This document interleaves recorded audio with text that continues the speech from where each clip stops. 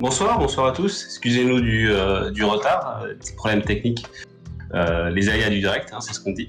Donc, bienvenue à tous à la second volet de cette émission. Donc cette fois-ci, c'est une émission qui va être portée sur les responsables pédagogiques. Donc, je vous les présente. Tout d'abord, nous avons donc Youssef, il y a Maëlys, Zino, et nous allons aussi être accompagnés par Mélanie, qui est élève en 4e A, CTO. CMO, excusez-moi, on en a parlé en plus. Alors, juste on va confirmer, est-ce que le chat marche bien, est-ce que vous nous entendez bien? Je ne vois pas les retours. A priori, moi je vois qu'il marche. Ça marche. Parfait, ok, très bien. Mais écoutez, donc du coup, de nouveau bienvenue et encore une fois, excusez-nous du retard. Donc du coup, comme je vous disais, nous avons donc Youssef qui est directeur pédagogique de l'EMI, Maëlys qui est la responsable pédagogique e-business et Zino qui est responsable pédagogique web développement. Alors pour commencer, si vous voulez, je vais vous laisser vous présenter, nous dire un petit peu votre parcours et comment est-ce que vous avez atterri à l'EMI. Honneur aux dames, Maëlys. Je sais pas pourquoi je m'attendais à cette réflexion. J'étais sûre que c'était moi qui allais commencer. Je peux y aller si tu veux, mais bon. Non, vas-y, je vais commencer. Faut que je reparte jusqu'à où en arrière je suis pas si vieille que ça, mais quand même. Géraud, je repars du début. Peut-être tes études, ensuite ta formation et ensuite de ton expérience professionnelle, ce que tu veuilles et ce qui puisse être raconté, quoi. Ok, alors moi j'ai commencé par un BTS de communication puisque je voulais faire du pratique et voir un petit peu du concret en communication. Mes profs étaient plus pour une prépa et moi j'étais là, no way, la prépa c'est hors de question. Donc je ne regrette absolument pas d'avoir commencé justement par une partie communication pure qui m'a appris les bases que j'ai toujours aujourd'hui. Et puis après j'ai ressenti le besoin de rajouter un côté théorique, donc je suis partie en fac, rajouter des cours de psychologie de la communication, sociologie de la communication, études des réseaux, mais des médias et réseaux sociaux qui à l'époque débutaient quand même à peine. Donc voilà, j'ai rajouté pareil CAO, PAO, montage vidéo, etc. Donc pas mal de skills techniques en plus de la partie théorique. Et j'ai fait ma dernière année de spécialité en ingénierie de la recherche en communication. Donc pour être ingénieur de recherche en communication, c'est un terme magnifique qui ne doit absolument pas vous parler et pas vous dire grand-chose. En gros, c'est de l'accompagnement pour toutes les entreprises qui ont déposé des brevets, toutes les entreprises qui ont justement des labos R&D ou juste de la R&D tout court à mettre en avant. Donc communiquer sur tout ce qu'ils ont trouvé, sur leurs nouveautés et comment justement faire des plans market autour de ça.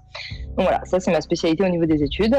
Études que j'ai repris récemment puisque j'ai commencé il y a 1 an un doctorat. Donc là je suis actuellement doctorante, à défaut d'être docteur, ça viendra un jour.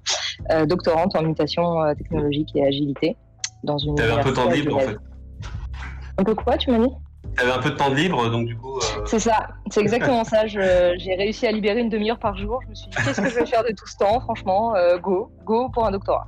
Voilà, donc je retrouve le statut d'élève, tout comme mes élèves d'ailleurs, sauf que c'est juste le niveau du dessus. Mais voilà, reparti pour une belle aventure pour 3 ans. Et donc voilà un petit peu pour les études. Et sinon, pour le parcours, alors j'ai cofondé, parce que je n'étais clairement pas toute seule, une agence de SEO, SEA, SMO, etc. Dès la sortie de nos études respectives en 2014. Donc, on a commencé réellement à travailler fin 2014 sur la boîte. Donc, j'ai toujours eu 2 activités en parallèle, puisqu'à côté, j'avais aussi un CDI dans l'industrie pharmaceutique pour justement mettre à profit de l'ingénierie de recherche en com. Donc, en industrie pharmaceutique, mine de rien, il y a beaucoup d'R&D, beaucoup de recherche, etc. Donc du coup, j'ai toujours travaillé dans les deux. J'ai fait 3 ans et demi de pharma, donc je suis partie en Angleterre. C'était avant le Brexit, je préfère préciser, puisque ça a posé quelques problèmes au passage. Donc après, je suis revenue en France où j'ai commencé à donner des cours à l'initiative de mon associé qui m'a proposé justement de donner des cours. J'ai dit non, hors de question. Il m'a dit si, il m'a inscrite. Et donc voilà, j'ai commencé à donner des cours et finalement, j'ai trouvé ça génial. Donc je suis restée et c'est comme ça que 4 ans après, j'ai eu l'occasion de tester plusieurs écoles et d'atterrir à l'EMI sur le poste de responsabilité de l'axe e-business, puisque finalement donner des cours juste m'intéresse toujours, hein, mais c'est bien aussi l'encadrement. J'aime bien voir comment est-ce qu'on pourrait améliorer un programme, comment est-ce qu'on pourrait satisfaire au mieux les élèves sur leurs attentes pédagogiques. Voilà. On remercie ton associé, sans qui tu ne serais pas là avec nous ce soir. Oui, vous pouvez le remercier pour ça, clairement. Youssef, Zino, si vous voulez continuer. Zino, vas-y, je t'en prie. Bon, moi, ça va aller très vite, hein. Tout est top. Donc, voilà. Non, en fait, j'ai un parcours qui est complètement atypique, donc c'est assez compliqué à résumer, mais j'ai toujours travaillé en parallèle de mes études, donc j'ai fait beaucoup de cours du soir, j'ai beaucoup de domaines d'intérêt et dans lesquels j'ai obtenu des crédits divers et variés. J'ai quand même fini avec un magnifique DEA, donc c'est l'ancêtre du Master 2. En programmation, c'est l'antique preuve et langage. Donc techniquement, je sais écrire un compilateur. Voilà, tous les métiers de la data, etc. Mais en fait, j'ai commencé à travailler, j'avais 18 ans, indépendant, écrire des logiciels, surtout autour de la PAO, autour de la vidéo. J'ai bossé dans le cinéma, j'ai bossé dans la mode, j'ai bossé dans les grosses boîtes, dans les petites boîtes, j'ai bossé un peu partout. Et en fait, j'ai commencé à enseigner quasiment tout de suite, puisque il y avait quelques domaines dans lesquels on était genre 4 ou 5 sur la planète à savoir faire. Donc du coup, il fallait bien transmettre cette chose-là. Je me trouvais face à ma première classe, j'avais 2 ans de moins que ceux à qui j'enseignais. C'est un peu, voilà, du coup, tu prends 10 ans, tu prends pas mal de poils blancs, tu apprends à laisser pousser la barbe pour avoir la plus vieux, enfin des choses dans ce genre-là. Technique que Maëlys n'a pas eu besoin d'utiliser encore pour l'instant. Ouais, mais... Désolé. Mais Maëlys a une autorité naturelle que je n'ai pas, donc pour me faire respecter un minimum, il fallait que j'ai l'air un peu plus vieux que mon âge réel, ce qui a beaucoup fait rigoler les étudiants qui l'ont appris par la suite. Donc j'ai fait pas mal de grosses écoles d'ingé, j'ai aussi donné des cours à Stanford, des endroits comme ça. Et en fait, complètement par accident, par pote de pote, Christophe m'a contacté pour me demander de faire des cours en dev mobile et embarqué. Puis on s'est rendu compte que dans le programme, il y avait quelques lacunes par rapport aux éléments nécessaires pour pouvoir faire de la programmation sur mobile. Donc du coup, on a étendu avec des cours de programmation objet, des cours de plus bas niveau que juste du dev front. Et de fil en aiguille, je me suis retrouvé à organiser tout le programme de dev pour essayer de l'équilibrer un petit peu plus. Il était vraiment très orienté. Je vois Thomas dans le chat, il était très orienté peinture sur web, et on a essayé de rééquilibrer un peu le programme. Voilà. Et puis cette année, enfin l'année dernière, il y avait des besoins de gérer un peu tout ça de manière un peu plus formelle. Donc j'ai accepté le poste de responsable pédagogique, c'est-à-dire de travailler beaucoup plus que ce que je faisais avant, juste en donnant des cours. mais c'est vrai que du coup, ça permet de synchroniser le travail beaucoup mieux avec les encadrants qui sont tous et toutes des gens que je connais par ailleurs, avec qui je prends énormément de plaisir à avoir des conversations autour d'une bière, autour d'un café ou autour d'un déjeuner. Donc le fait d'être quelque part la personne qui leur permet de faire leur travail de manière correcte, c'était surtout ça mon objectif. Voilà. Bravo. Effectivement, c'est assez atypique. Alors je sais que Zino, il y a une grosse cote de popularité auprès des élèves. Moi, je suis arrivé il y a pas longtemps à l'EMI et c'est le premier nom que j'ai entendu, c'est Zino. On m'a tout de suite parlé de toi. En bien, par contre. En bien. Et des enfants. Youssef, c'est ton tour. À toutes et tous, écoutez, je suis le plus vieux de la bande a priori. Donc j'ai commencé par 2 années de prépa, ensuite j'ai intégré une école de commerce, suivi un parcours en parallèle à Dauphine. Et en 2004, j'ai suivi des cours à Sciences Po. J'ai 15 ans d'expérience professionnelle dans le privé autour de problématiques liées à la gestion de projet, au management opérationnel, management commercial.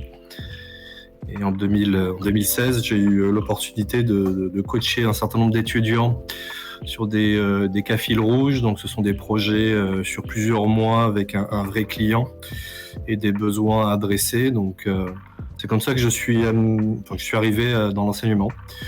De fil en aiguille, ça m'a plu. Et donc, j'ai eu l'opportunité de compléter un peu mes interventions par des modules de gestion de projet, des modules principalement de soft skills. Également, l'année passée, on m'a sollicité pour être responsable pédagogique de la filière management et agilité avec un de mes collègues. Et donc, de fil en aiguille, donc j'ai décidé après un intermède de 2 ans où j'ai fondé un petit cabinet de conseil, j'ai décidé de repartir dans le privé. Donc, on m'a proposé le poste de directeur pédagogique de l'EMI, donc poste que j'occupe depuis un peu plus de 6 mois maintenant. Donc voilà pour le parcours. D'accord. Merci. Effectivement, vous avez tous des parcours assez différents, on va dire. Moi, je voulais vous poser une question. Je racontais ma vie, mais bon. Moi, j'avais une famille de profs, et moi, ce qui me faisait halluciner à chaque fois, c'était les voir comment est-ce qu'ils préparaient l'année prochaine. Moi, j'étais en vacances et je pensais que les profs aussi, mais en fait, non, pas du tout. Et donc, du coup, j'aimerais qu'on vienne sur ça, que vous expliquiez un petit peu un programme. Comment est-ce que ça se prépare? C'est quoi les paramètres que vous prenez en compte? Comment est-ce que vous fixez des objectifs, etc. Alors, je vais commencer si vous êtes d'accord. Il faut savoir qu'un programme, soit il existe déjà, donc on a un existant sur lequel on se base, et cet existant, on essaye de mesurer la pertinence de cet existant au regard de l'évolution des principales tendances sur le marché de l'emploi. On se nourrit également de remontées des entreprises qui accueillent aujourd'hui nos alternants et nos alternantes ou nos stagiaires. Et donc ça nous permet, le cas échéant, de faire des ajustements en fonction des différentes remontées. On suit aussi l'évolution des principaux outils, des principaux langages, des principales tendances donc qui sont dictées par la transformation numérique et digitale. Et donc on essaye de trouver un juste milieu de manière à...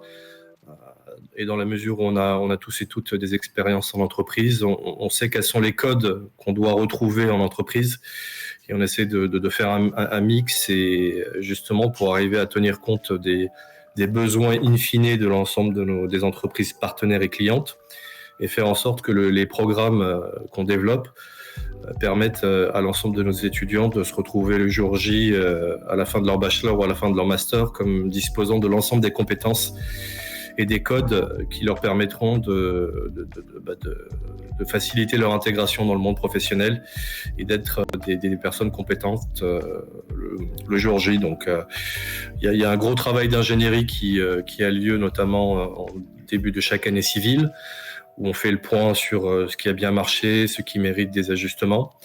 Et puis tout au long du premier semestre, on s'attache à préparer le programme et les cours de l'année pédagogique à venir, en définissant les thématiques, en trouvant et en isolant une ligne directrice, quelles que soient les spécialisations. Aujourd'hui, on prépare effectivement nos étudiants à un bachelor de chef de projet digitaux, et au niveau de nos masters, à un titre de product owner et un titre de manager de projet innovant. Donc, il faut qu'il y ait une certaine ligne conductrice et ligne directrice en fonction des différentes spécialisations que les étudiants sont amenés à sélectionner. Et donc après, une fois que les programmes sont définis, on reconduit, on renouvelle les intervenants qui nous accompagnent depuis un petit moment déjà. On recrute de nouveaux intervenants, et puis on essaye de faire en sorte que l'ensemble de la mayonnaise prenne dans les meilleures conditions pour que les rentrées se passent de manière optimale. Sinon, Alice, si vous voulez rajouter quelque chose de votre côté? Non, mais c'était la version académique et officielle, je trouve. Après, c'est la vérité au global. Mais non, effectivement, les programmes, je les prépare un peu pareil. J'aime bien personnellement aller voir dans les entreprises qui accueillent nos élèves pour avoir leur retour en direct, comme disait Youssef. C'est toujours pertinent de voir leur avis. Est-ce qu'il y a un cours qu'ils auraient préféré que les élèves aient plus tôt dans l'année parce que ça aurait été utile dès le début d'une année ou plutôt sur la fin d'une année scolaire? Est-ce qu'il y a un gros manque à leur sens sur, je sais pas moi, une nouvelle techno ou une mise à jour d'un logiciel qui n'a pas été faite et qu'il faudrait absolument qu'on mette en place? Donc il y a ce travail-là auprès des entreprises qui est déjà pas mal. Ensuite, moi je rajouterai un gros travail de veille. Alors en ce moment les salons, c'est vrai que c'est un peu compliqué, mais sinon j'aime bien faire un petit tour au CES de Vegas quand c'est possible. Ça me permet aussi de voir justement qu'est-ce qui va sortir, les nouveautés, qu'est-ce qu'il va falloir anticiper. Sinon, sans aller aussi loin, on peut rester en France et aller faire un tour à Vivatech, c'est bien aussi. C'est plus près et c'est pas mal.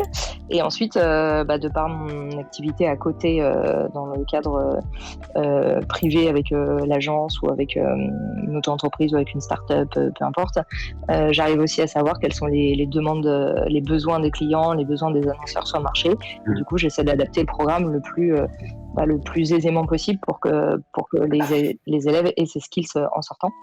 Ce qui nécessite du coup de refondre un programme en partie ou totalement, mais au moins en partie, tous les ans, parce qu'en fait on ne peut pas le conserver à l'état tel quel. On est toujours obligé d'évoluer, de le changer un petit peu, d'adapter des heures aussi. On se rend compte après, avec les ressentis des élèves, que par exemple ils auraient préféré passer un peu plus de temps sur un sujet qu'ils estiment avoir peut-être pas assez approfondi, ou un autre où 4 heures en moins aurait pas vraiment gêné. Donc après je réadapte un petit peu aussi en fonction de leur feedback, parce que c'est toujours important de savoir eux aussi comment est-ce qu'ils l'ont vécu en classe. Je le prends avec des pincettes, parce qu'il faut toujours faire attention à... J'adore mes étudiants, mais il faut toujours faire attention à leur feedback sur le moment. Voilà. Mais du coup c'est un mélange de tout ce que j'ai besoin moi de savoir, donc mix d'entreprise, de ma veille, de mon travail personnel et des retours étudiants. Voilà. Donc il y a une mise à jour constante, non seulement par rapport aux besoins qu'ils vont rencontrer au niveau professionnel, sinon, ce que tu me disais avant, c'est par rapport au feedback des étudiants, etc. Puis je pense qu'il y a un ressenti personnel aussi. Toi-même, tu te rends compte pendant l'année de certaines choses qui peut-être tu devrais amener à améliorer l'année suivante. Tout à fait. Sinon? Ouais, mes collègues ont déjà dit l'essentiel. Alors après, moi j'ai peut-être un point légèrement différent par rapport à eux. C'est vrai que les connaissances en management, en design, en market, ont tendance à être viables plus longtemps. Alors dans le cas de Maëlys, c'est légèrement différent parce que peut-être que les points de détail vont changer, mais la stratégie globale reste assez stable dans le temps. Moi, les technos qui sont très populaires aujourd'hui ne le seront pas nécessairement l'année prochaine. Alors dans 3 ans, qui peut savoir. Donc c'est vrai que ça fait partie des difficultés de préparer un... Ah, Nathanaël est arrivé.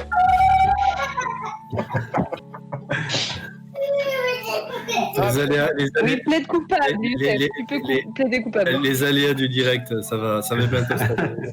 Ah bah tu sais. J'ai entendu un chien passer aussi. Qui a un chien qui aboie là? C'est moi. Donc j'ai le petit qui râle et j'ai le chien qui aboie aussi. Je crois que c'était... Sors de cette conversation. Désolé, tu n'es plus le bienvenu là. C'est pas possible. Bon après, sauf si Maëlys, peut-être que je peux être parrain et que toi tu peux être la marraine de Nathanaël. Non. No way. Hors de question. Je le laisse à ses parents, ce petit. Mais ouais, donc c'est la grosse difficulté sur le programme en tech, c'est ça en fait. C'est que les métiers qui existent aujourd'hui en tant que autour des métiers du développement, c'est pas du tout les mêmes qu'il y a 3 ans, c'est pas les mêmes qu'il y a 5 ans, c'est certainement pas les mêmes qu'il y a 10 ans, et c'est pas les mêmes que quand j'ai commencé. Et donc la partie veille, elle est très très importante. Je continue à faire des meet-ups dans tous les sens. Je discute avec beaucoup de gens qui ont des besoins de stagiaires, d'alternants ou de juniors. J'essaie de voir par rapport à ce que eux ils aimeraient bien avoir, tout en essayant de pas trop focaliser sur des technos qui pourraient être inutiles un an plus tard. Donc d'où le rééquilibrage aussi au fur et à mesure des années avec les fondamentaux, avec des trucs qui resteront un peu evergreen, un peu toujours valables. Je pense que c'est ce qui distingue le plus le programme en dev des programmes dans les autres filières, c'est cette nécessité de réussir à trouver un truc qui, entre le moment où vous rentrez en première année et le moment où vous sortez en troisième année, tout n'est pas obsolète. Quoi. Ouais, clairement. Et donc ça, c'est vraiment particulier au dev, quoi. Je dirais pas que c'est particulier au dev, mais ça m'impacte peut-être plus que mes collègues. C'est plus prononcé, ouais. Ok. Si tu regardes dans le chat, ça commence à troller au sujet de jQuery, par exemple, qui était la techno phare il y a une petite dizaine d'années, mettons. Et aujourd'hui, jQuery, c'est un peu vieux jeu. Donc, voilà, ça fait partie des trucs. Après, il faut faire gaffe, comme disait Maëlys, il faut faire attention aussi aux effets de mode. Il faut faire attention, pas toujours écouter soit les étudiants à qui on dit si jamais t'as pas ça, t'auras pas de boulot, soit les influenceurs sur Internet qui ont un intérêt absolument énorme à ce que leur cheval de bataille soit rank plus haut. Faut distinguer un peu le bon grain de livret. Après, faire des études, c'est un raccourci. Hein. C'est-à-dire que tous vos responsables là, on a appris énormément de choses sur le tas, par l'expérience. Et organiser ce programme, en fait, l'idée, c'est de vous faire prendre un raccourci.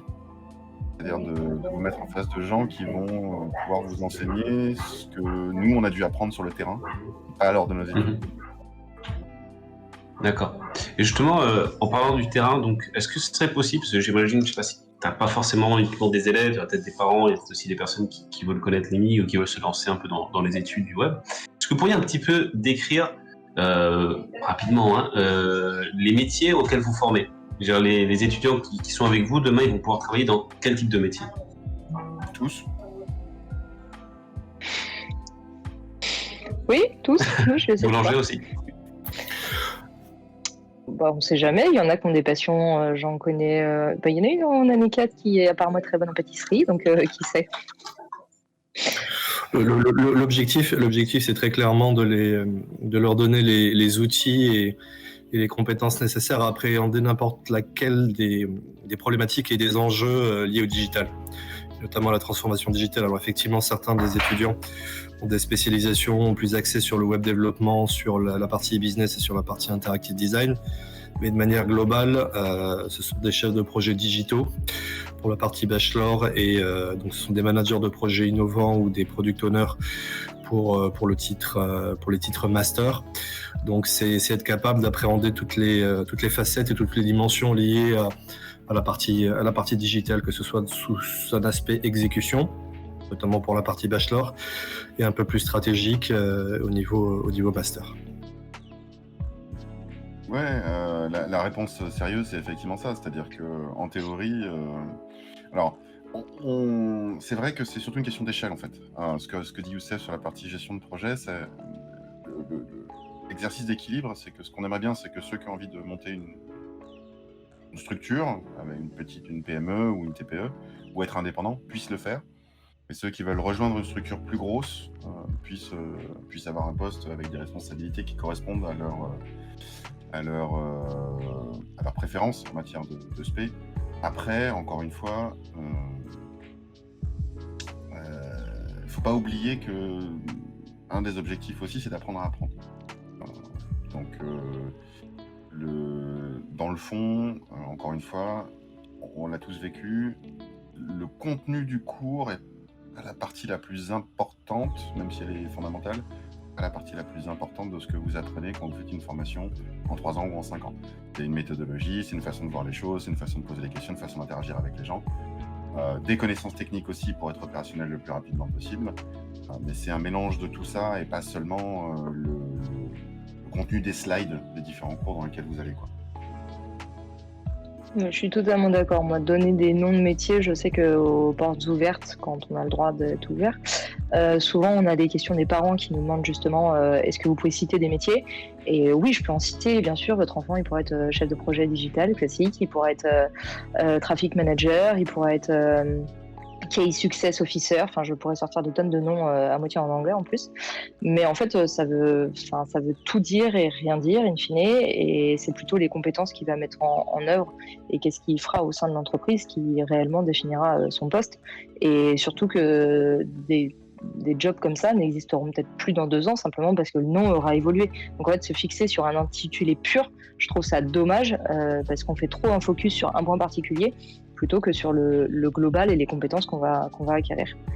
On va plutôt parler de champs, en fait, de champs d'application, qui sont orientés d'ailleurs, c'est pour ça qu'on a les différentes spé. On n'a pas appelé l'aspect design, on n'a pas appelé dessin, on l'a pas appelé design d'interface, la section dev, on l'a pas appelé dev front ou dev back, et la section marketing, on l'a pas appelé SEO ou... Donc, à un moment, on essaye aussi d'avoir un spectre large. Il faut pas oublier que ce qui compte, c'est quel projet vous avez envie, vous, de rejoindre. Ouais. D'accord. En fait, du coup, c'est un même étudiant, une fois diplômé, va pouvoir même évoluer. C'est-à-dire, c'est pas parce qu'il commence sur un métier qu'ensuite il va forcément être toujours sur le même métier et puis avoir une évolution parce que la formation qu'il a reçue va lui permettre d'avoir une polyvalence et ensuite de pouvoir se spécialiser. Après, il y a des connaissances communes, j'imagine. Mais voilà, on ne pourra peut-être pas juste aller sur des noms concrets.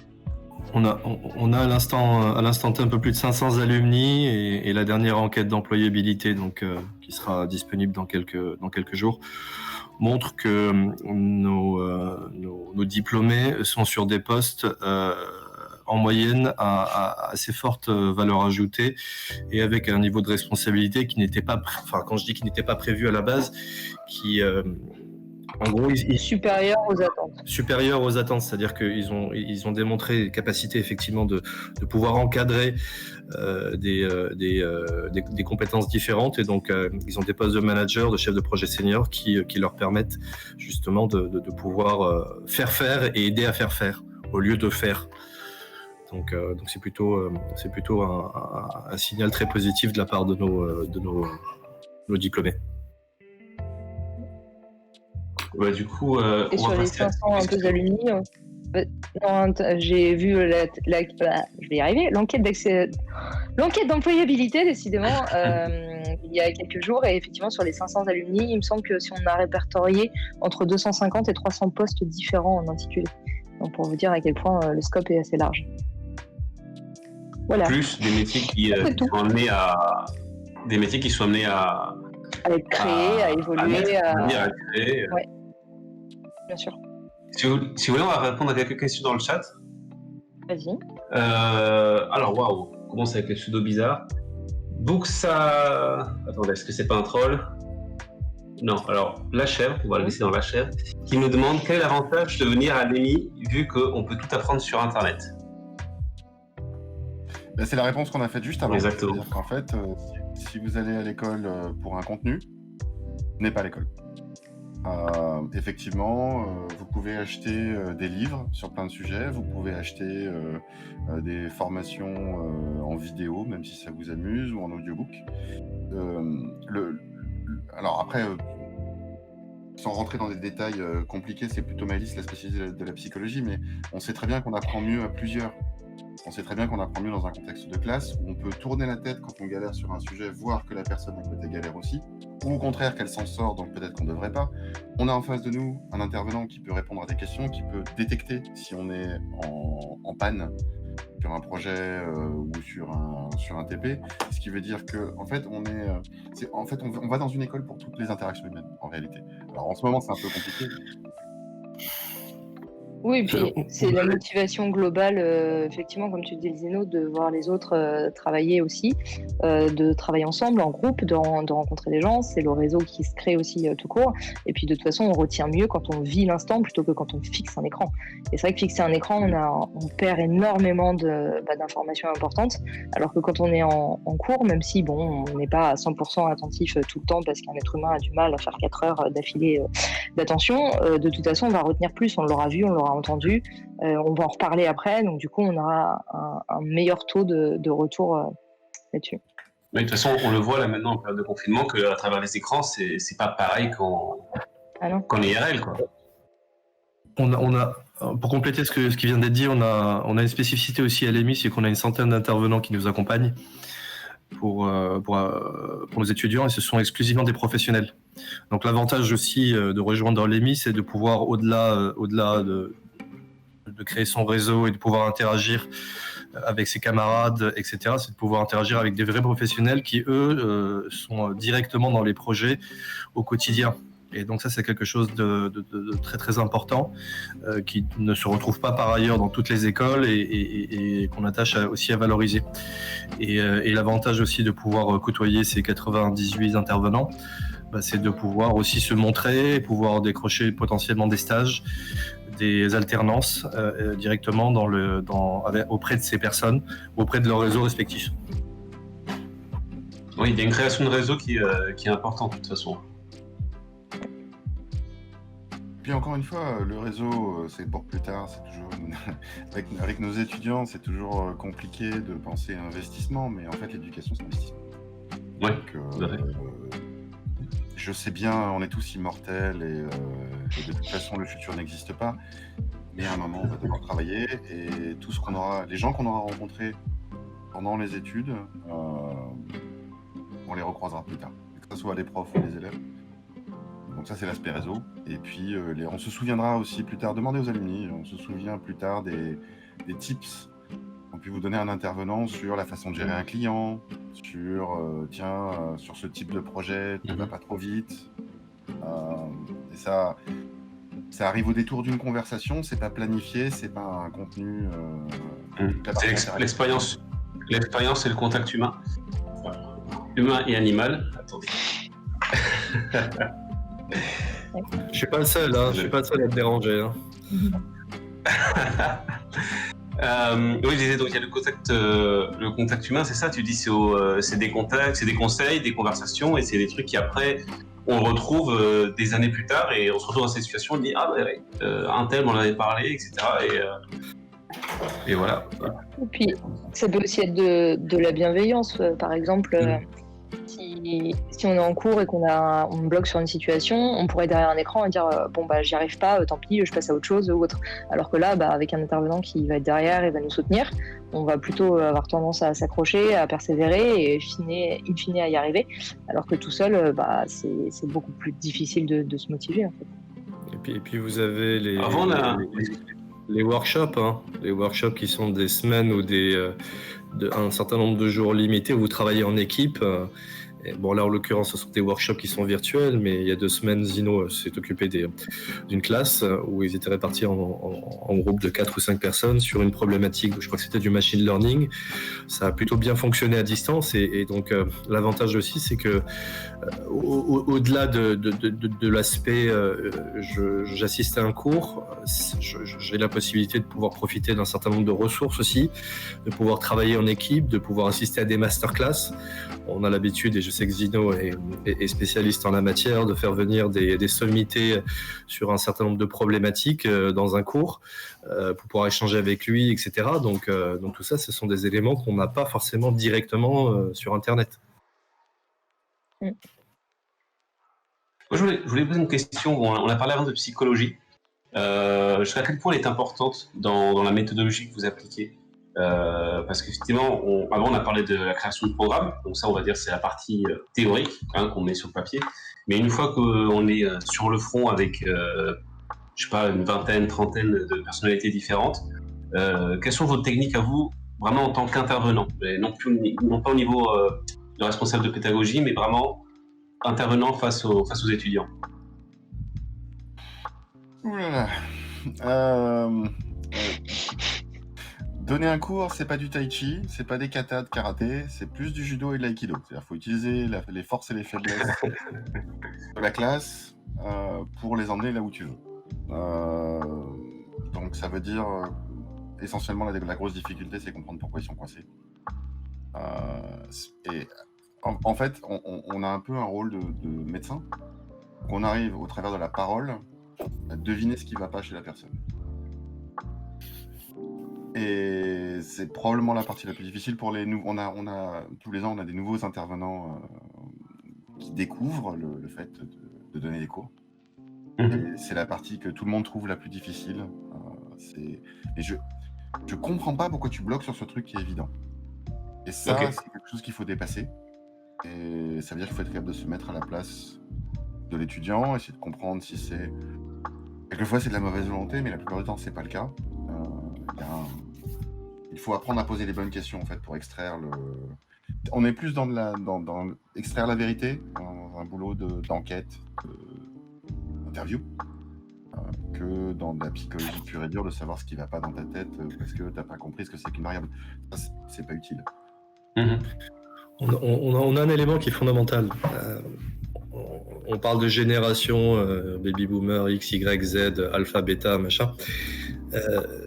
Il y a une constante qui a évolué depuis un certain nombre d'années. Donc, c'est aussi de tenir compte du fait que la courbe d'attention n'est pas ce qu'elle était il y a 20 ans ou il y a 30 ans. Et donc, c'est important de créer une forme de des interactions régulières dans le cadre d'un cours, même si c'est un cours académique. Ne pas hésiter à interagir avec les étudiants, à les mettre en situation de réfléchir sur des cas pratiques.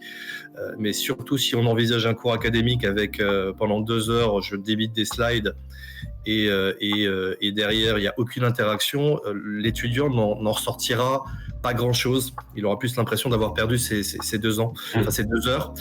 Et donc, nous, ce qu'on essaie effectivement de faire, c'est de casser le rythme, en fait. Quand on dit casser le rythme, c'est prévoir, en général, peut-être, on démarre par ce qu'on appelle des caouts ou alors des QCM en ligne pour essayer de réveiller tout le monde au début. Ensuite, après, on rentre dans une partie un peu plus académique avec présentation de quelques slides. Ensuite, travaux individuels, etc. L'idée, c'est de casser le rythme parce que c'est important, en fait. Je ne vais pas dire que les cours, ce sont des shows, mais d'une certaine façon, pour certains intervenants, si, et ça permet justement de casser cette routine et vraiment de créer cet effet d'entraînement auprès des étudiants. Tu dis c'est pas un show, mais avec le confinement. Si, c'est totalement chaud. Avec le confinement, en plus où on est face caméra, face à un auditoire, quand en général on voit pas parce que leur caméra n'est pas tout le temps active, on est complètement dans un show de télé où il faut qu'on rythme le truc, quoi. Oui, moi j'ai remarqué que d'une année à l'autre, je m'améliore dans mes cours. Enfin, j'ose espérer que je suis meilleure qu'il y a 4 ans quand j'ai commencé. Et du coup, je sais à peu près, maintenant, quand faire une pause, en tout cas une pause de quelques secondes parce qu'ils ont besoin de respirer ou d'assimiler l'information. Quand est-ce que je vois que là, ils vont avoir du mal à comprendre ce que je viens de dire, donc je sais qu'il faut que je la répète d'une manière différente une deuxième fois, voire une troisième fois. Au-delà de la troisième, en général, je passe à autre chose, mais au moins répéter jusqu'à 3 fois, il n'y a pas de problème. Et du coup, le nombre de fois où je me suis dit, mais en fait, j'ai l'impression de faire un travail d'écrivain de sketch et de me dire, là, il y a une pause, là, il y a une respiration, là, il y a une chute, là, il y a une vanne, parce que j'aime bien les vanner aussi, quand même, donc j'en rajoute une petite couche. Mais oui, voilà, c'est dans la limite de l'acceptable, bien sûr. Bien sûr. Mais le nombre de fois où je me suis dit, en fait, je pourrais me reconvertir et écrire un one-woman show demain. Tu vois ? On va créer le... Pourquoi pas, hein, c'est une option. On apprendra à Christophe si on peut y faire quelque chose. En fait, pour l'instant, c'est compliqué, mais... ce que vous évitez surtout, c'est le bourrage de crâne. C'est-à-dire pas simplement dire j'ai ces infos-là, je vous les mets dans la tête et j'ai fini mon cours et je rentre, quoi. Non, un cours descendant comme ça, parce que ça, ce que tu dis, c'est hyper descendant en fait. Ça veut dire qu'on a juste l'information dans notre tête et on pense que hop, on leur donne et ça transmet. Ça ne marche jamais. Je n'ai jamais vu un cours fonctionner et les élèves retenir les informations si juste on leur débite quelque chose sans y mettre du cœur et sans y mettre le minimum. Un minimum d'âme dans le cours, en l'ayant compris, en leur expliquant, en s'adaptant à eux. D'une classe à une autre, je peux faire le même fond de cours, mais je ne vais pas l'animer de la même manière, parce que je n'aurais pas eu la même dynamique de classe en face de moi. Et je pense que c'est exactement pareil avec Zeno, Youssef. Je vais me permettre de citer Matrix. I know Kung Fu, show me. En fait, c'est assez emblématique, c'est-à-dire que un étudiant, vous allez lui montrer du texte, il ne va pas le retenir. Vous allez lui montrer une image, elle est 6000 fois plus efficace que du texte. Et si vous arrivez à lui faire expérimenter quelque chose et faire vivre une expérience, qu'elle soit en général positive ou négative, il s'en rappellera. Et c'est dans notre capacité justement à leur développer aussi ce savoir-être, ce savoir-faire et ces compétences expérientielles qui font qu'aujourd'hui nos diplômés ont plutôt la cote sur le marché et sont capables de pouvoir réagir face à des problématiques effectivement qui, dans un autre environnement purement académique, auraient trouvé des solutions dans un bouquin. Les solutions, ça se trouve forcément dans un bouquin. C'est dans notre capacité à vivre les choses. Même si on trouve un petit peu la question. soyons honnêtes, hein, Youssef, pour un recruteur, le fait qu'un étudiant ait réussi à survivre à nous, c'est plutôt bon signe. Oui. Moi, je voulais poser une autre question, un petit peu, on va dire, de la vie d'un intervenant hors caméra.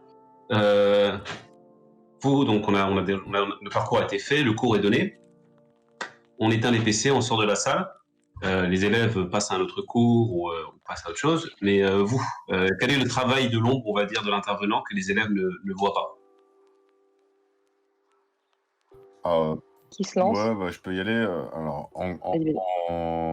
en code, on peut pas vous montrer du code qui marche pas. Donc, ça veut dire que quand tous les TP ils sont faits, refaits, testés, en moyenne, on a à peu près autant d'heures de préparation de cours que d'heures de cours. En moyenne. Voilà. En plus de ça, les technos changent tout le temps. Donc, chaque année, il faut réajuster, revoir. Il y a évidemment le grand plaisir de préparer les interros et corriger les interros.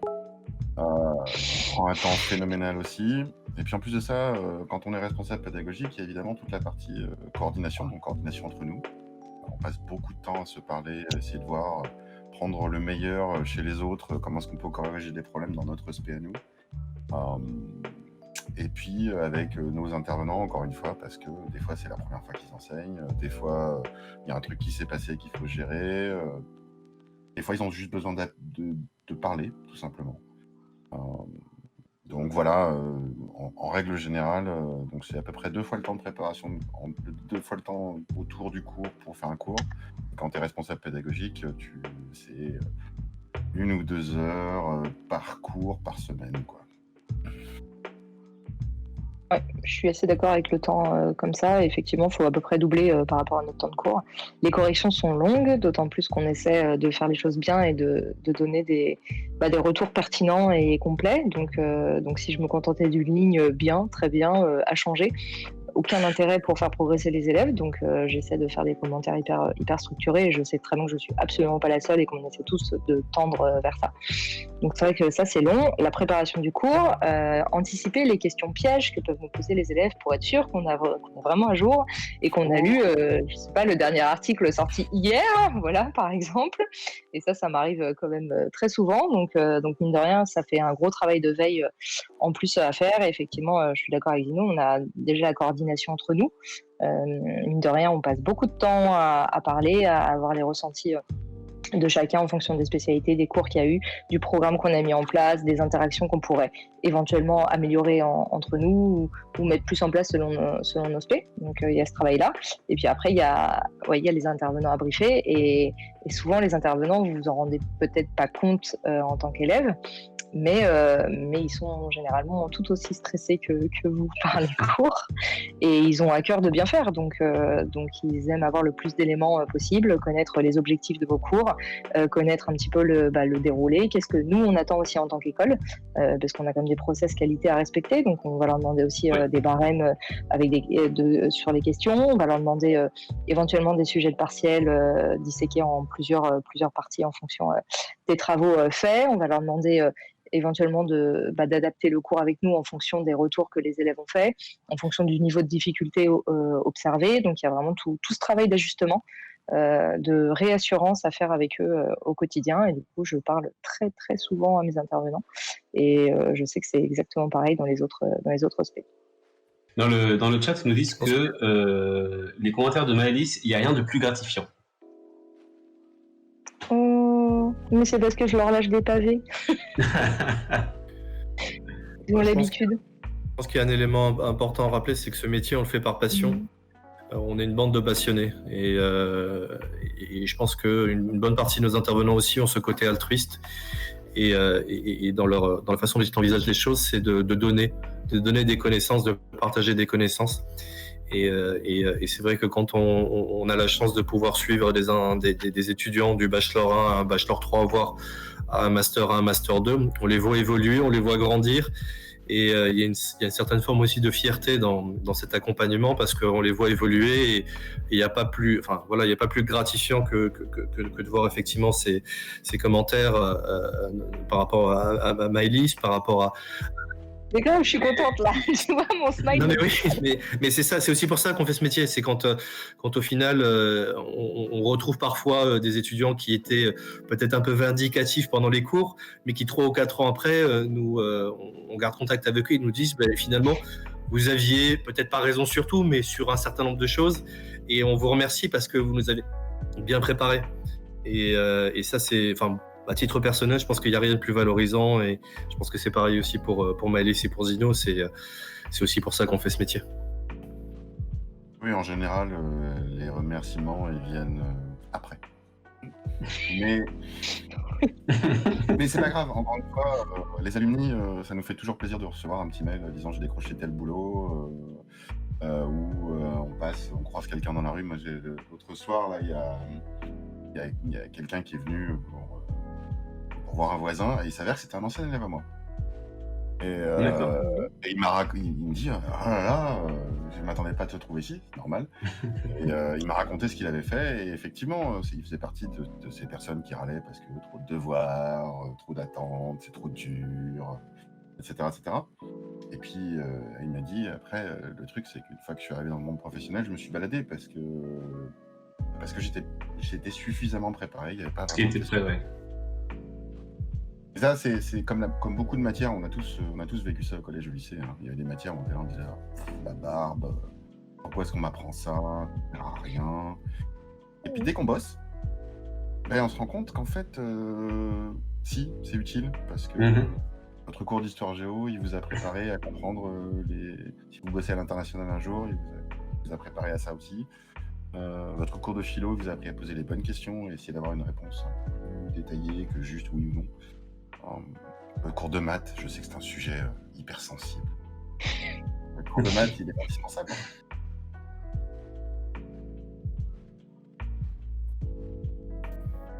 Là, on nous demande si c'est... Allô? Vous êtes là tous? Oui. Ah, oui, j'avais plus de son. On nous demande aussi si c'est pas trop dur pour vous, le confinement, au niveau de l'organisation. Comment ça impacte?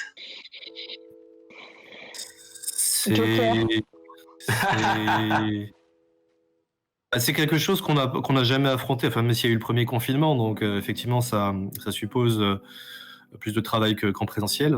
Après, j'ai envie de dire qu'on se doit d'être présent et de pouvoir rééquilibrer d'une certaine façon les choses, parce qu'on sait que c'est une période qui peut être compliquée pour nos étudiants et nos étudiantes, et y compris pour nos intervenants aussi.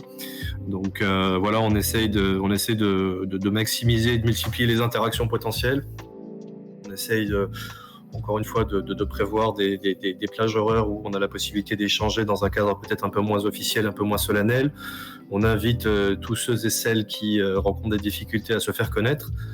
Encore une fois, on n'est pas là pour juger les gens, on est là pour essayer de les mettre sur la bonne voie et d'essayer de leur permettre d'identifier les solutions et les leviers qu'elles pourront activer, justement pour essayer de sortir de cette situation. Mais bon, l'humanité n'a jamais connu ça. Donc on essaie de s'y préparer tant bien que mal. Alors il peut y avoir quelques maladresses, mais elles partent toujours d'un bon fond. Mais pour avoir vécu ce deuxième confinement de manière beaucoup plus sereine que le premier, je peux vous garantir que l'ensemble de l'équipe pédagogique et l'ensemble des équipes EMI, administratives, commerciales et direction est sur le pont quasiment tout le temps, et qu'on souhaite absolument pas laisser quiconque sur le bas-côté ou sur le quai de la gare quand certaines personnes nous rencontrent des difficultés, nous remontent des difficultés. Alors après, je suis peut-être celui qui avait le plus d'expérience par rapport au télétravail, dans la mesure où c'est une vie assez normale pour un dev, en fait, d'être en télétravail. Moi, j'ai été indépendant pendant 20 ans, donc voilà, à des degrés divers, mais le bureau dans lequel je suis a été le lieu où je passe le plus de temps éveillé pendant très longtemps. Après, le confinement, c'est pas pareil que le télétravail. Le télétravail, tu peux quand même sortir de chez toi, aller boire un coup avec tes potes.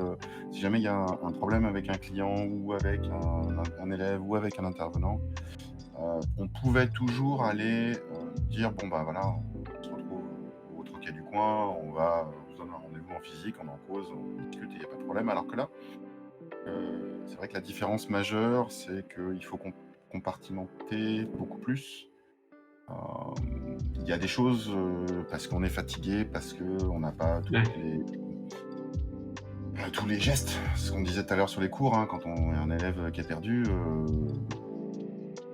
c'est plus difficile à voir en visio qu'en présentiel.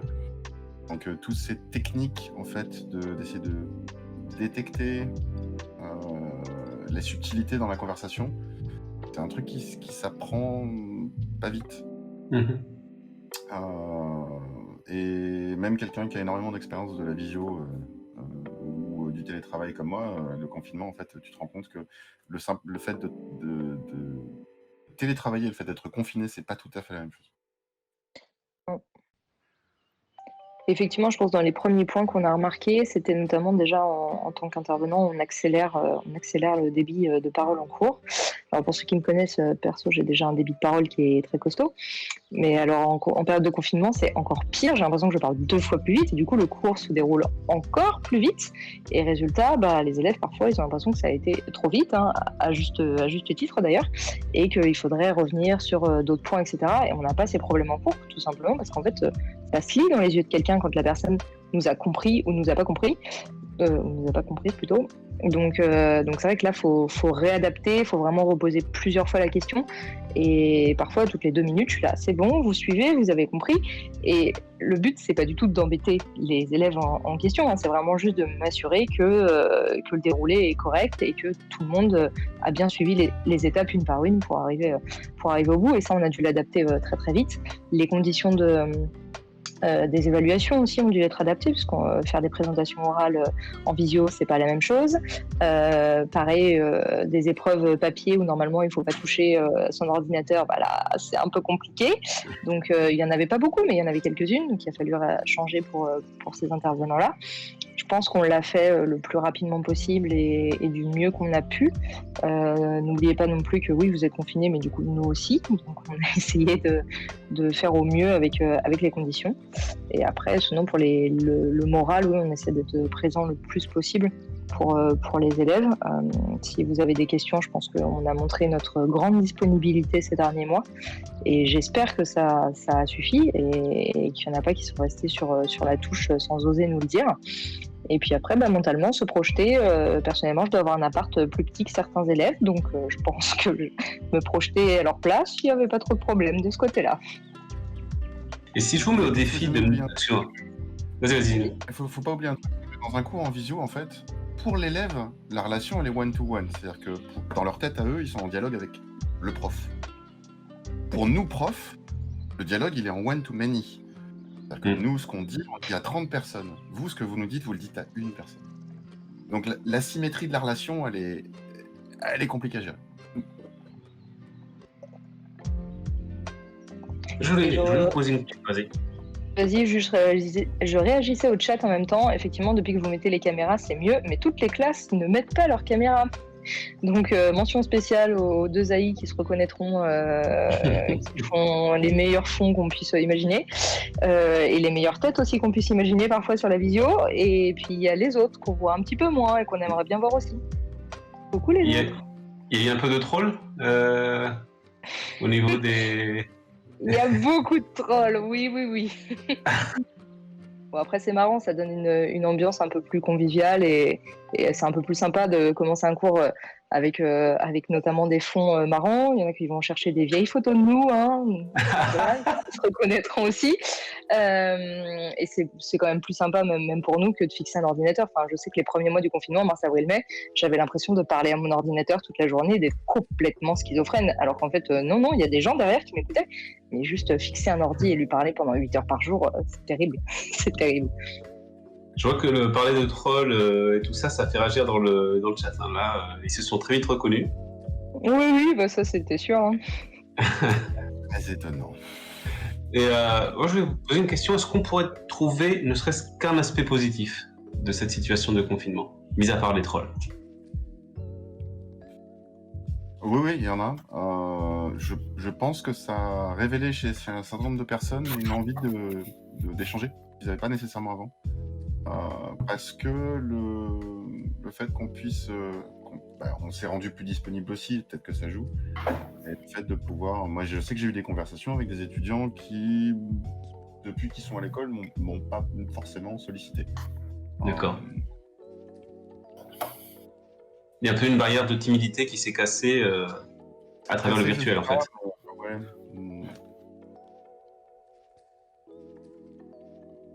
En fait, on s'est rendu compte que c'est toujours quand on nous enlève quelque chose qu'on se rend compte qu'on en avait besoin, en fait. Et le contact humain est quelque chose de fondamental si on fait aussi ces métiers dans l'enseignement, etc. Je disais ça notamment lors des rentrées qu'on a pu organiser en présentiel.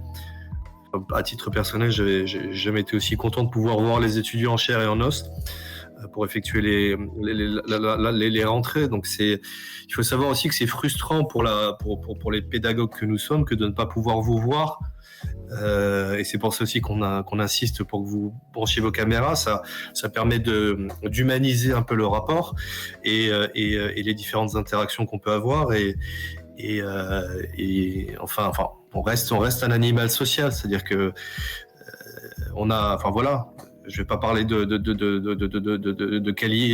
câlin ou quoi que ce soit, mais oui, de pouvoir se taper dans la main, de pouvoir, etc. Aller boire une bière ensemble, etc. C'est des choses qui nous manquent. Et donc voilà, ça a renforcé effectivement ce contact humain dont on a absolument besoin.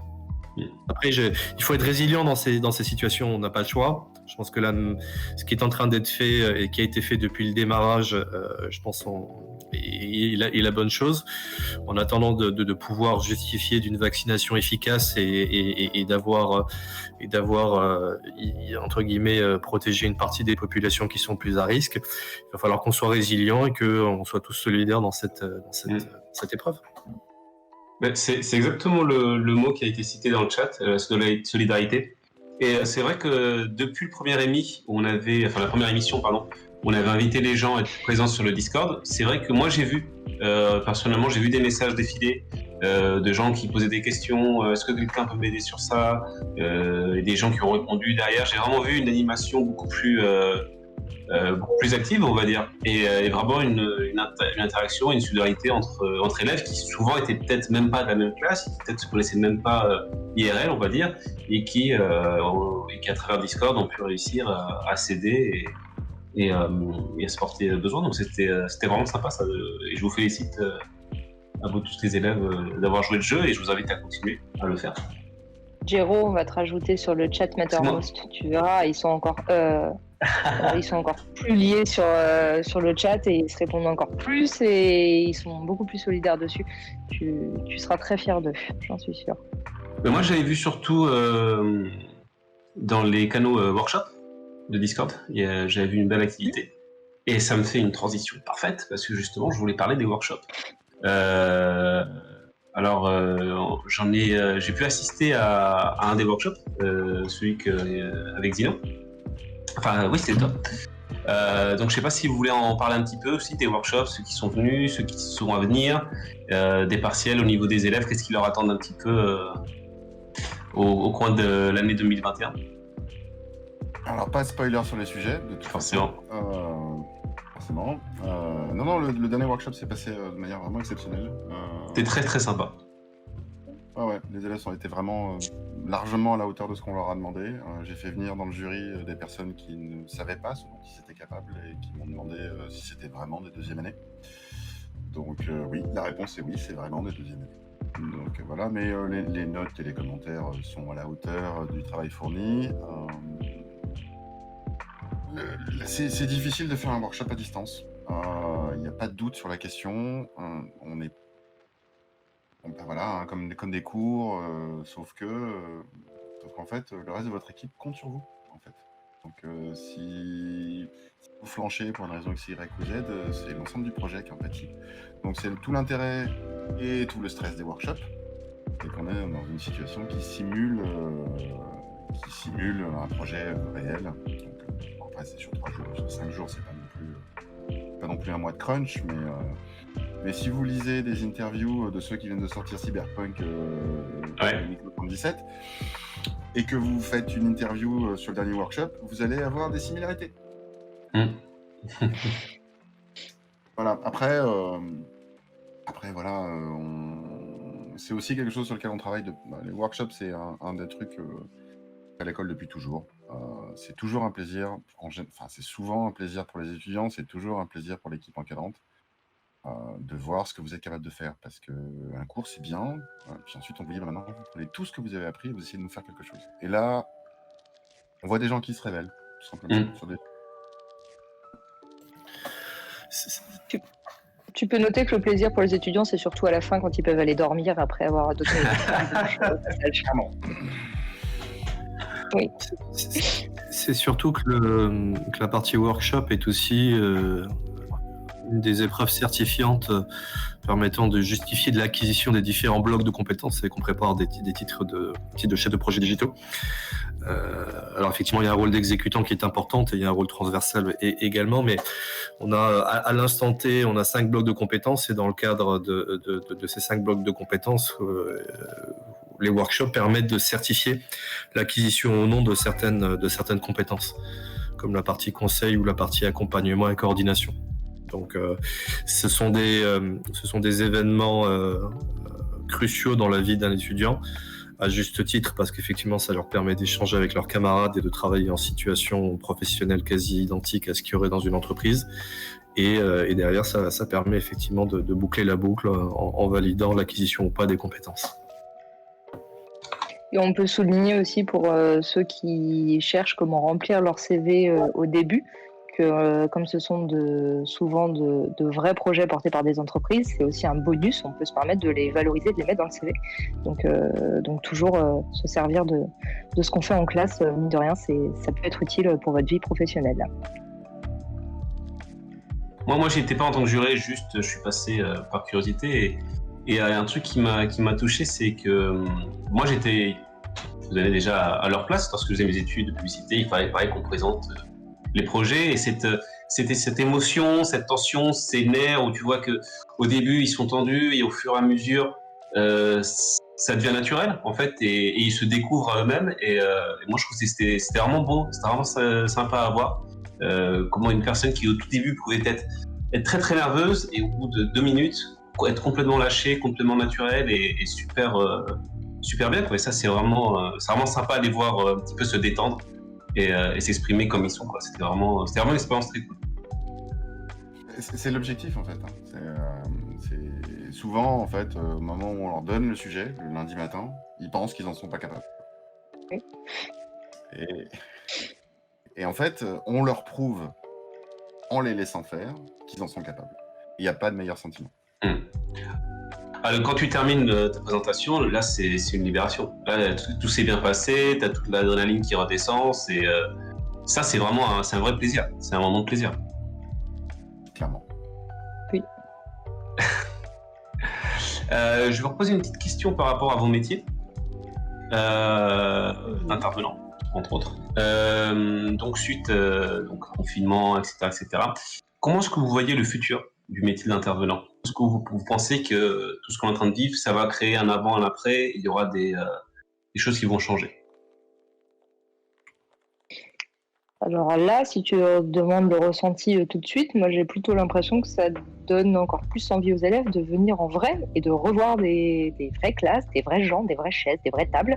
Et que du coup, les intervenants vont au maximum essayer de revenir en présentiel. Enfin, en tout cas, c'est le sentiment que j'ai.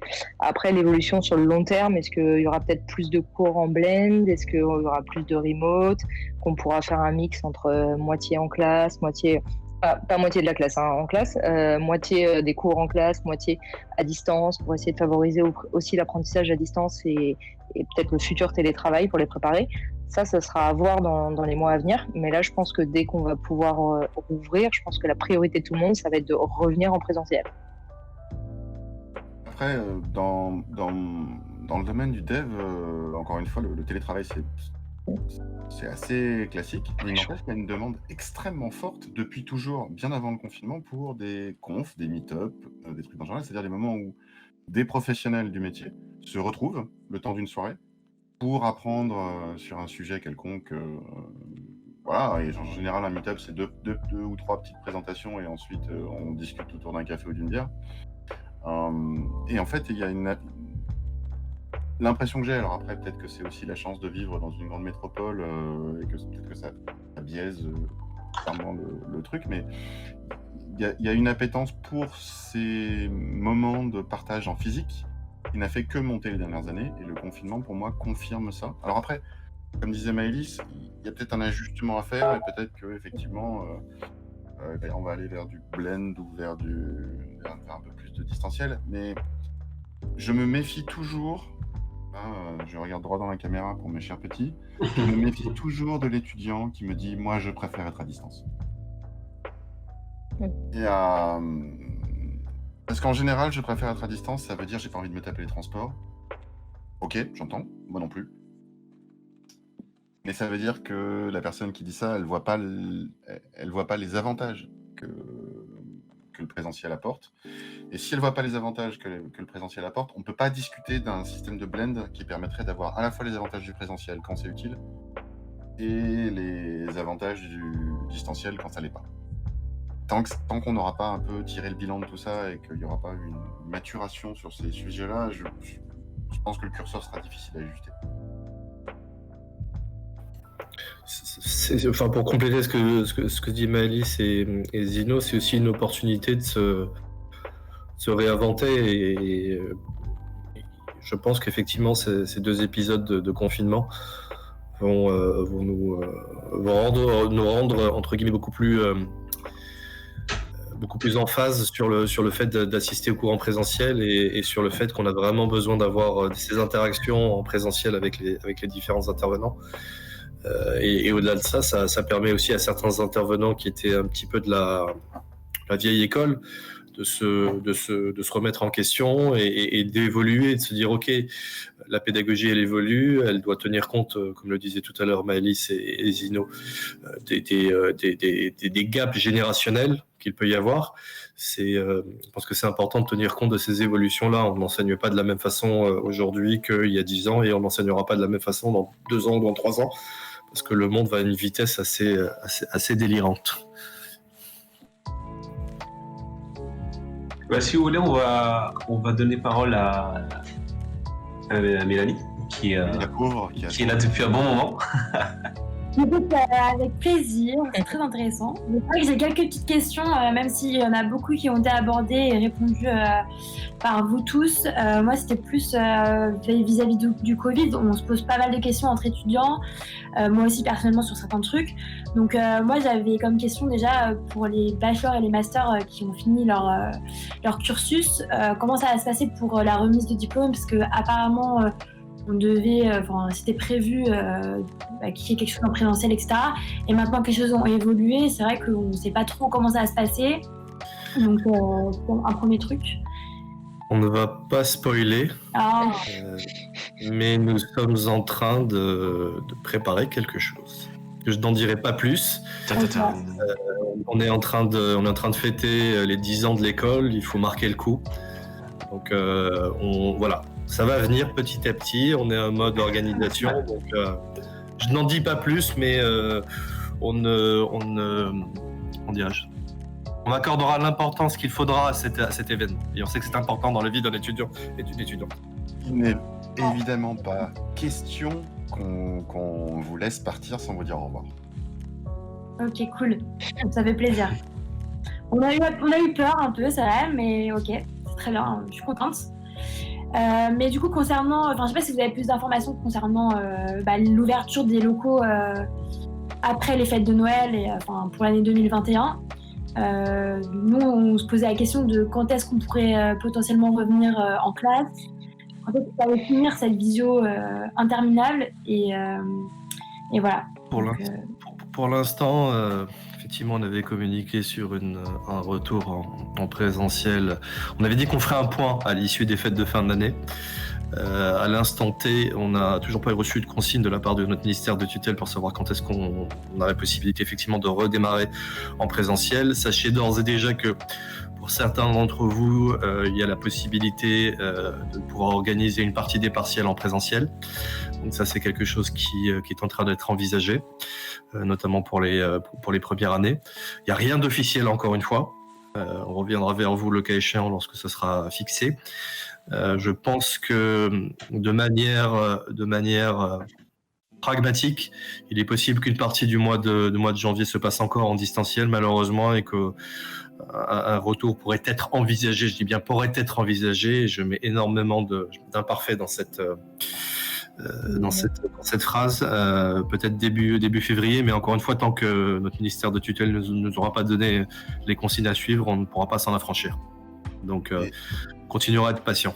Oui, Gino.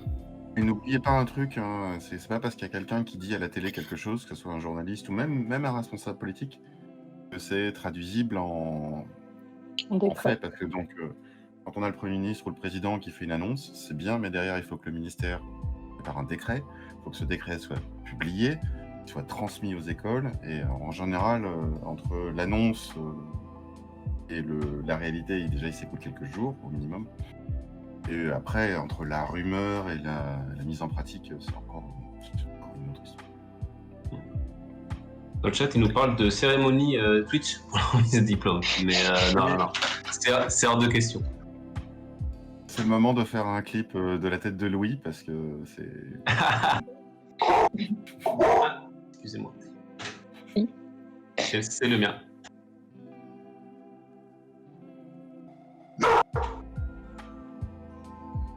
Non, mais pour nous, je suis sûre que ça va ressortir. Hein. Zino, par contre, on va y avoir le droit. Hein. Avec toutes les captures d'écran qu'ils ont faites de nos têtes en cours, je sens qu'on va avoir un montage d'ici la fin de l'année. Oui. Pourtant, je leur fais cours sur le droit à la vie privée, le droit à l'image. Hein, mais bon. Tu avais d'autres questions, Mélanie ? Ouais, j'avais une petite dernière question. J'aimerais bien connaître...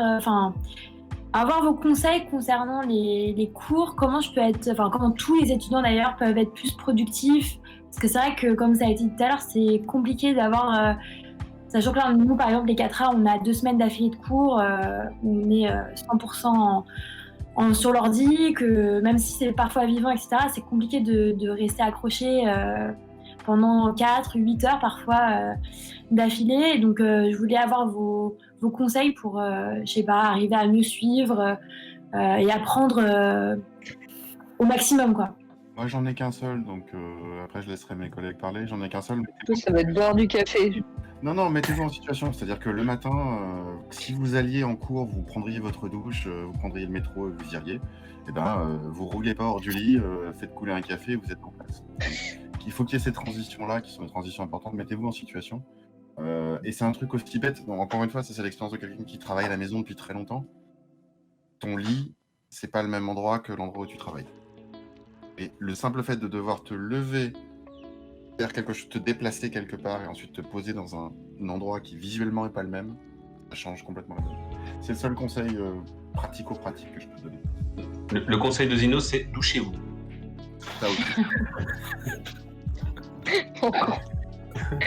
Ouais, alors moi je tempère un peu parce que je te rappelle qu'il y en a qui habitent dans des studios par ici, voilà, et donc la pièce où je dors est aussi la pièce qui me sert de bureau et aussi la pièce qui me sert de salle à manger, donc je te remercie Zino pour le conseil. Voilà, on fait comme on peut avec ce qu'on a. T'as un endroit où tu bosses et l'endroit où tu dors, c'est pas le même.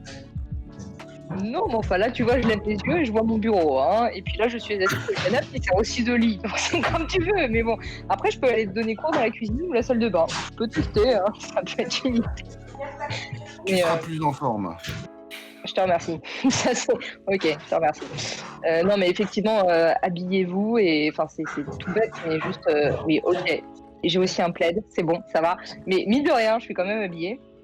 Et ça change, et jamais je commencerai un cours sans m'être préparée, sans m'être dit, bah voilà, je vais travailler, je commence, il est l'heure. Et du coup, je mets pas mon réveil à 8h55 pour commencer des cours à 9h. Ça n'arrive pas. Contrairement aux élèves qui, eux, je sais très bien, quand ils répondent oui, alors on va ensommeiller encore bien dans le pâté le matin, qu'ils se sont réveillés, top chrono, 5 minutes avant. Vous ne pouvez pas suivre un cours correctement en étant réveillé depuis 5 minutes. Enfin, c'est pas possible. L'être humain a quand même besoin de quelques minutes pour se réveiller, que le cerveau se mette en place, etc.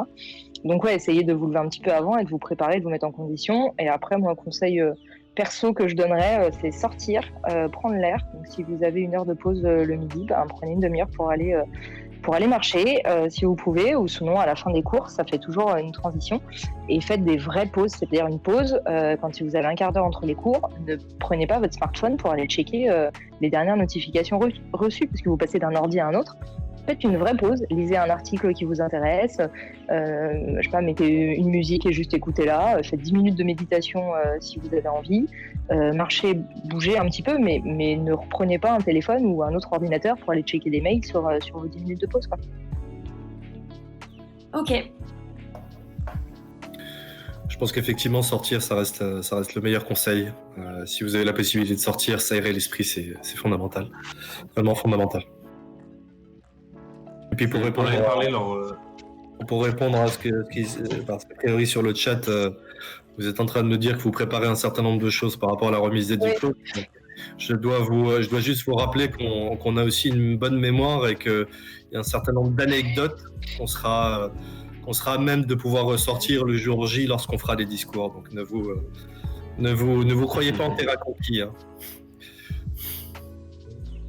Écoute, c'est parfait que tu me dis ça parce que c'est sûr que je comptais finir cette émission. On va vous libérer, il est tard, on a tous faim. Si vous aviez quelques anecdotes, vous puissiez nous raconter, vous avez des recommandations même complètement hors cours, ça peut être des séries, des films, pour raconter quelque chose de vous. Libre antenne sur l'émission. Allez Zino, vas-y. Des anecdotes, j'en ai plein. J'en ai beaucoup. Je crois que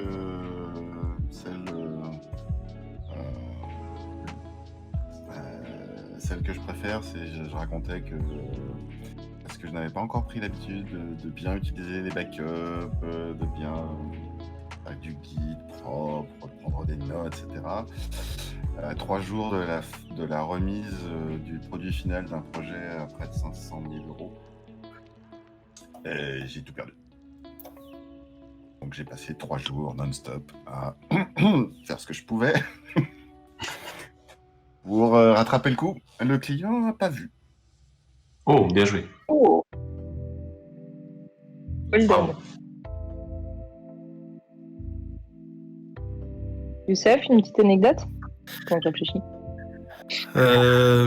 Moi, une anecdote qui date de l'année dernière, on était sur un cours de prise de parole en public et rhétorique et on était en train d'organiser des battles et plus spécifiquement sur un exercice qui est relativement marrant et qui est on demandait à la classe effectivement d'isoler une dizaine de slides et on sélectionnait une personne au pif et elle devait en impro raconter une histoire et je me rappellerai toujours d'une histoire complètement alambiquée. On avait été la moitié de la classe à pleurer de rire avec 2 camarades de première année donc qui se reconnaîtront. Je tairai les noms mais je pense que certains pourront se reconnaître et en fait on avait passé un moment absolument exceptionnel parce qu'on était tous en larmes et tellement la finesse aussi et du fil conducteur et de l'histoire était absolument exceptionnelle. Ils avaient fait preuve d'un talent d'impro absolument exceptionnel et ça c'est moi j'avais eu du mal à m'arrêter de rire, j'étais obligé de sortir de cours.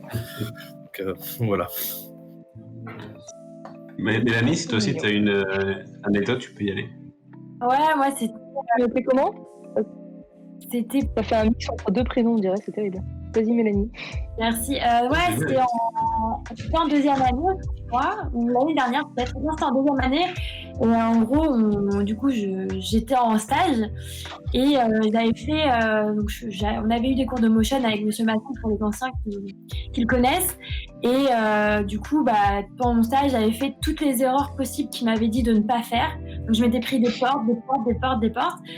Et le jour de mon stage, de mon oral de soutenance, c'est lui qui est venu me voir en prenant mon rapport et en feuilletant les petites pages. Et il s'est arrêté pile sur la page où j'expliquais toutes les portes que je me suis pris et qu'il m'avait prévenu d'ailleurs en avance. Et voilà, on a bien rigolé parce que je l'avais pas écouté et il m'avait dit tu vois, je te l'ai répété pendant 10 cours, tu l'as pas fait et ça t'a servi de leçon en stage et ça une bonne leçon pour toi. Donc ouais, ça m'a appris, voilà.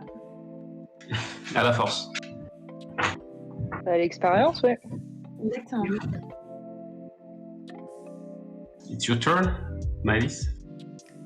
Oui, oui, alors le temps que je réfléchissais, j'ai mis un peu de temps, mais bon, j'en ai trouvé une quand même. Première fois de ma vie où je devais donner cours dans un amphi, donc autant dire que j'étais vraiment stressée parce que oui, je sais qu'on a l'impression que je suis hyper à l'aise devant une classe, mais en fait, pas du tout. À la base, je suis quelqu'un d'hyper timide et vous me parlez, je devenais toute rouge et je paniquais, donc un peu d'évolution hein, quand même entre-temps. Du coup, première amphi, je prépare mon cours et tout. J'étais vraiment à fond, je me dis allez, ça va le faire. J'arrive, je commence une demi-heure, je commence à me détendre, ça se passe bien. Et là, alarme incendie, tout le bâtiment est évacué.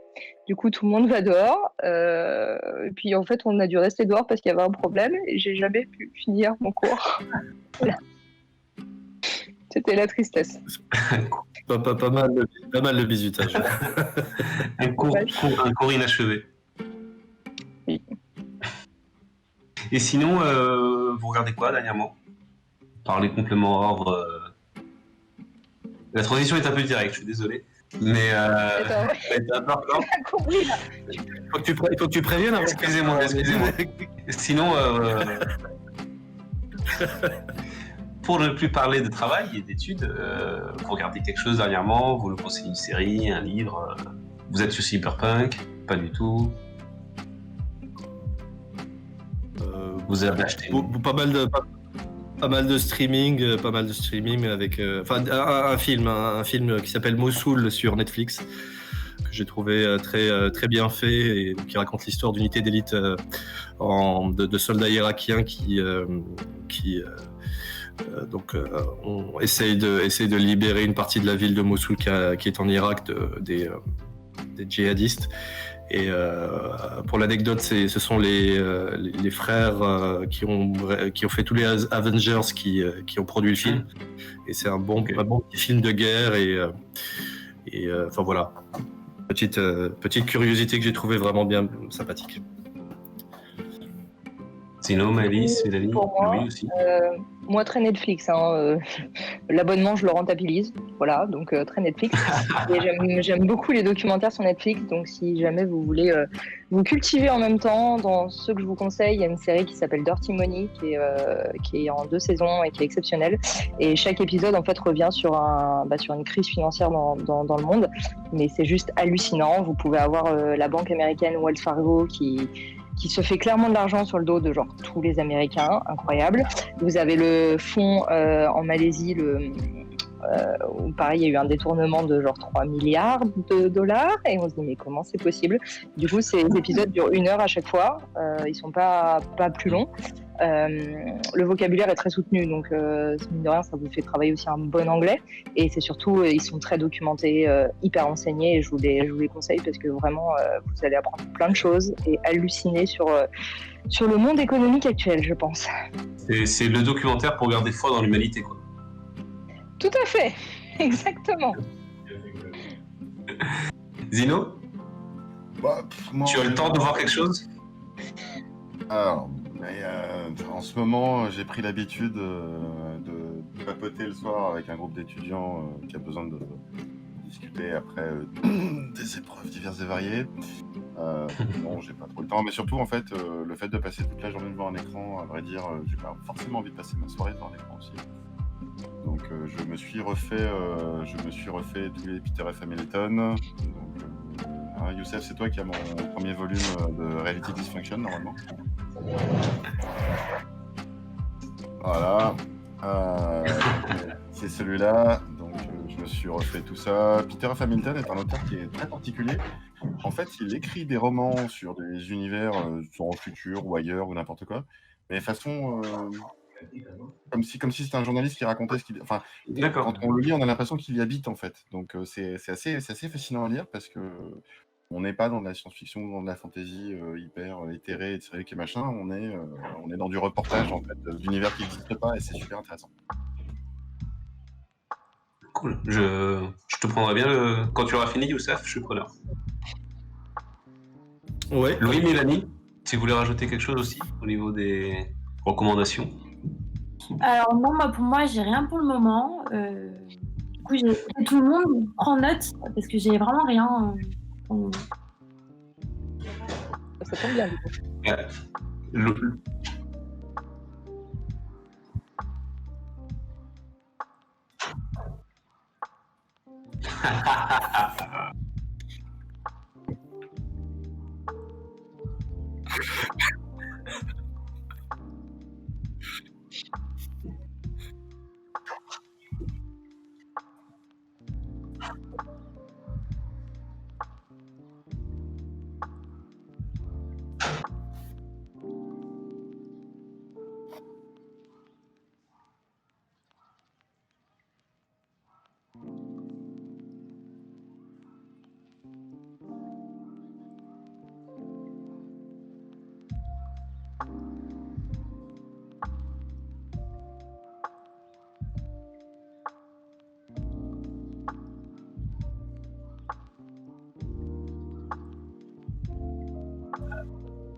Louis, je crois que les gens ne t'entendent pas. Le chat dit qu'ils ne t'entendent pas. Il faut que tu la refasses. Ah, Hein. non, mais- Ah oui, donc, maintenant ils vont m'entendre, ça va être génial. Veuillez m'excuser, hein, je suis une régie vidéo de qualité. Non, donc pour parler d'une petite série, on remercie. Oui, dans le prochain album, je n'en ferai pas, désolé. Pour la série que je pouvais proposer, c'était Battlestar Galactica. Et j'étais en train d'expliquer qu'en fait, l'on m'avait menacé de licenciement si jamais je ne la regardais pas. Car j'ai des responsables pédagogiques qui sont assez accros à cette série. Seulement le licenciement, hein, on t'a proposé. On m'a proposé, on on m'a t'a menacé menacé plein de de- choses. Menace physique, Moi, entre j'ai autres. pas menacé. Non, mais il fallait pas le dire. Tu peux en danger. Non, en fait, c'est une série donc qui est de science-fiction produite dans le début des années 2000 qui parle de l'exode humaine, c'est-à-dire que l'humanité a perdu sa planète et que si c'est ça un peu. Ouais, tu peux dire que c'est une bataille entre les humains et les cyclons et qu'il reste un peu plus de 14 000 ou 40 000 humains dans une flotte spatiale. Et voilà, on suit l'évolution des... Bon, j'ai rien dit, vas-y, continue. Et donc en fait, on suit l'évolution. énorme. Non, mais c'était très bien amené. C'était en fait, on suit l'évolution des derniers survivants de l'humanité qui essayent de trouver la planète Terre pour trouver, on va dire, un havre de paix. Après, c'est une grande guerre qui a tout ravagé. Et en fait, c'est ultra intéressant. Et sinon, si je devais proposer un truc un peu plus fun et un peu plus sympa, je dirais The Good Place sur Netflix. Vachement bien, c'est très très drôle. Et il y a certains acteurs qui sont dedans incroyables. Évidemment, je l'ai regardé en version originale, puisqu'il y a Incroyable. des jeux de mots en anglais qui sont excellents. Voilà. Pour ma part, juste pour si vous l'avez pas encore fait, je vous conseille l'Attaque des Titans, qui la saison 4 est en train de sortir. Maëlys, de ma team, ça fait plaisir. Et du Non, mais coup, tu as dit le bouffon de Louis. ah bah c'est pas grave, tu viens de me briser le cœur. Bref, du coup, c'est fail sur fail. Attaque des Titans, saison 4. Les 2 premières saisons sont disponibles sur Netflix. Avant de vous dire au revoir, Mélanie, tu as un petit projet dont tu voulais nous parler. Effectivement, donc je vais faire une petite intro vite fait de là où je travaille. Donc je travaille pour la Société d'encouragement pour l'industrie nationale, qui a pour but d'innover et de faire en sorte que l'industrie soit comprise, soit évolue et surtout envers les jeunes. Donc on a mis en place pour la 3e édition un concours photo pour les étudiants. Donc je voulais vous en parler parce que ça peut vraiment vous apporter quelque chose. En plus de l'expérience qu'on peut avoir, donc c'est découvrir différents types d'industries. Ça peut être de la mode, ça peut être n'importe quoi, tout est ouvert. Vous pouvez aussi gagner un chèque de 5 000 € et je sais que pour les étudiants ça peut être vraiment quelque chose d'important au quotidien. Donc si vous voulez participer, de toute façon je vais vous envoyer tout par mail. Je pense que je ferai un petit coucou sur les confs privés et sur le groupe Facebook. Donc si vous voulez participer, c'est le site photoindustrie.fr et vous avez juste à cliquer sur le bouton participer et le but c'est de prendre 3 photos avec leur légende, expliquer un peu comment vous voyez les choses par rapport au thème qui est le savoir-faire en mouvement. Et du coup, voilà, vous êtes libre de ce que vous voulez. Vous pouvez vraiment aller chercher n'importe quel support, n'importe quelle industrie, entreprise ou même des choses dans la rue, enfin tout ce qui vous inspire. Et du coup, vous avez jusqu'au 15 mars pour participer, donc vous avez encore le temps. Je pense avec le confinement, là, on est un peu plus libre de sortir la journée, si vous avez le temps, avec les cours ou quoi, pour aller prendre des belles photos. Donc vraiment, je vous conseille de participer. Oui, quelqu'un voulait dire quelque chose? J'ai entendu un petit bruit. Non. Donc voilà, du coup, c'est vraiment ouvert à tous les étudiants de France qui ont plus de 18 ans. Donc vraiment, c'est une opportunité à saisir, je vous conseille. Et on a des retours des anciens participants, des anciens lauréats qui ont vraiment adoré cette expérience. Et voilà, même si vous ne gagnez pas, vous pouvez être, vous aurez déjà les tirages de vos photos qui seront imprimés. Et en plus de ça, vos photos seront affichées à l'hôtel de l'industrie, qui est du coup les locaux de mon entreprise, qui se situe à Saint-Germain-des-Prés. Et voilà, donc on a des partenaires qui sont très intéressants, comme le magazine Polka, je ne sais pas si certains connaissent, qui est très renommé, et ça peut vous ouvrir plein de portes. Donc voilà, je vous encourage à participer, et je vous tiendrai au courant d'ailleurs. Je vous enverrai un petit mail pour vous donner plus de détails. Donc le savoir-faire en mouvement, les développeurs, on oublie quoi. Même tout le monde, hein, je pense que tout le monde a vu des choses, tout le monde peut apporter quelque chose. Donc, c'est ouvert vraiment à tout le monde, à tout type de personnes, à tout type de pensée, de vision.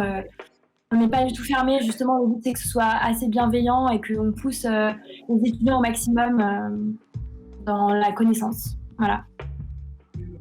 Parfait. Bah, écoutez, de toute façon... Au jury.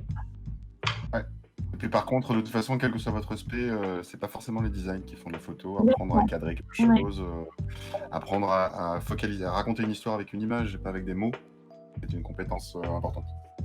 Et je voulais aussi dire que en général, depuis 2 ans, vu que c'est la 3e édition, on a beaucoup de filles qui participent. Et c'est très très bien, c'est très très cool. Mais aussi, voilà, les garçons, prenez un peu de temps pour découvrir peut-être des domaines que vous connaissez pas, qui ne vous ont pas forcément fait tilter, mais je peux vous dire que vous pouvez vraiment y prendre du plaisir. Donc on attend aussi plein de garçons, autant de garçons que de filles, dans tous les cas. Mais voilà, c'est une petite remarque qui vaut le coup, je pense. De toute façon, nous, sur le réseau de l'école, on va le partager aussi. Et on fera le relais pour tout le monde qui soit intéressé.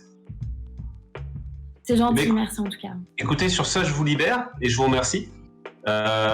C'était très agréable. Si vous avez un dernier petit mot de la fin, une dédicace, une insulte, une menace à passer. Il faut lire Tolkien. Non, passez de très bonnes fêtes de fin d'année pour vous et vos proches. Et en espérant effectivement que 2021 soit un peu plus fun. Oui. On l'espère.